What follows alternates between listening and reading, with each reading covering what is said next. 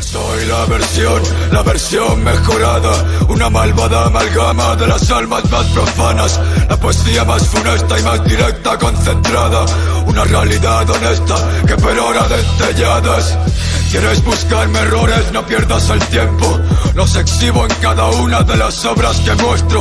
En mis textos doy pudor, mas si cabe soy error. O te valenta la mente o te falla la audición. Les pego un buen folladón, vine a sembrar el terror. No vayáis de putos amos donde soy amo y señor. Si afilo el cuchillo será mejor que huyan antes de que haga picadillo de maricón.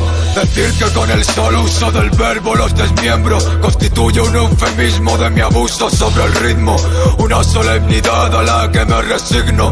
Como culpar mi alta capacidad mental de virtuosismo. Ya los veo como si fuera visionario, tratando de entender mis letras.